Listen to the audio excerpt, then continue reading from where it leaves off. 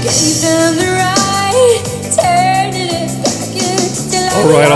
right. We are back here at Song of the Day, coming to you from Cave. I'm your host, Mark Pierce. It's Thursday. Thirsty Thursday. For those of you who are thirsty, it is Thursday.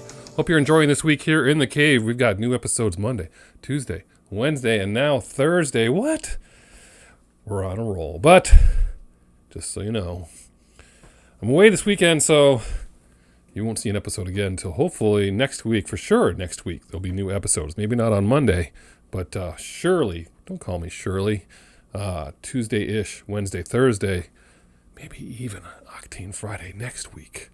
We'll see. But thanks for sticking with me, as I said, with all the everything that's going on. So I hope you're enjoying music. I sent a message to our good caver, Paul Chabot. I saw a list of some Consequence of Sound website that said their top albums of all time, and they put 2 Radiohead albums in the top 7, and I'm like, this person must be president of the Radiohead fan club or something. But anyway, that's pretty subjective.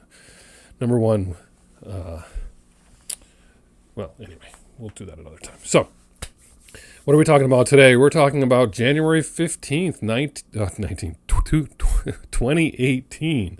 We're always in the 19s here in the Cave, aren't we? But January 15th, 2018, we lost Cranberries lead singer, the great Dolores O'Riordan, at a very young age. I think she was 45 or so. 8 years ago, we lost her tragically, and that was rough. That was yet another rough loss in the music industry. We've had so many since then, but this was a tough one. Big Cranberries fan here. My wife and I are huge fans. We've done some episodes on Cranberries, but it seems like once I read that, I knew I couldn't let it go past. So we're going to talk about it for just a little bit here. Born in Limerick, Ireland, she was singing at a very young age. It's a story you hear about so many artists. They're basically naturally talented singers, and they start singing from a very young age. And she was doing, of course, traditional Irish music, and just went through school. She won all kinds. There was local awards for singers. She won the award like 20 times, and then she would, eventually leave her house. I think she was 18. Her parents wanted her to go to school, to college, maybe be a teacher. She just wanted to be a singer, so she left at 18. And she joined the Cranberries. I mean, when she left, she was struggling with money and even to get food.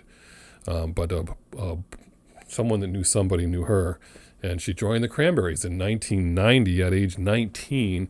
For that little audition, the story goes that she sang a bunch of her own songs, and then she did Troy from Sinead O'Connor. Now, if you take on Troy, any Sinead song, then you got to have the stuff if you're doing that, and she sure did, and they were impressed. So they gave her some tapes of their music and said, see what you can do with this to write songs, and she came back with what would be Dreams and maybe Linger, that kind of stuff. So next thing you know, they're putting out their demo tape, and they're pushing around trying to get signed, and they eventually get signed to Island Records. There was a little bit of jockeying for who was going to land them.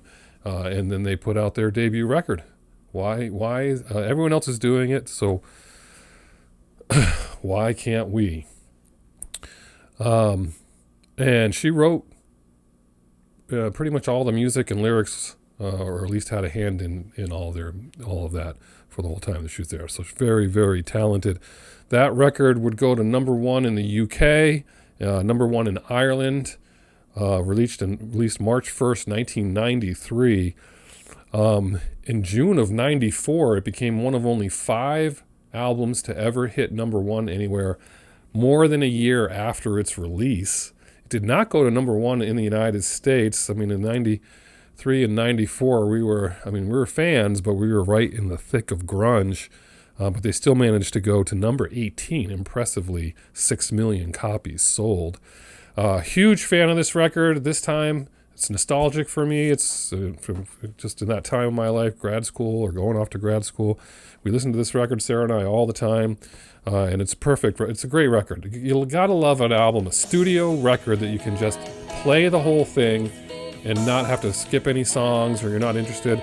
It's just there's no weak tracks on this debut, and it's just you can just throw it on and play it, and you just enjoy it. It's awesome. I had a VHS of an early concert for years and years, and I was like, why don't they release this on DVD? And they finally did, and they put it out. I forget when they put it out, but this is a recording from around that time, maybe 94. But you might see some live DVDs out there of later tours, but you got to get this one. This is in a small place early on, and it goes through, I mean, so many of these, basically all the records, all the songs from the first record, but it does have Ridiculous Thoughts on there, which is probably one of my top favorite Cranberries songs. We're going to park it and stay here with the debut. And so, yeah, so many great songs. If you don't know this, I Still Do, Dreams, of course, Sunday, Pretty, Waltzing Back, Not Sorry, Wanted, Still Can't, I Will Always, How, Put Me Down, all these great songs. Linger is where it's at, though. I mean, sometimes it feels funny to pick the most obvious song, but Linger never gets old for me. Anytime Linger's on, I do not change the station. I let it linger till the end. They put out a CD in 2018 called Something Else that had a bunch of acoustic versions of some songs on there, including Ridiculous Thoughts. Excellent. But the acoustic version of Linger is not... It's not this totally stripped down acoustic. It's got the band playing in a way that is just so good. And her accent just comes out even more. And I just love that 2018 version of Linger. And that's where we're parking our song of the day, too. We're going to do Linger. You're going to play the original. You're going to play this acoustic one. And it's just so good. It never gets old here. So tell me your Cranberries story.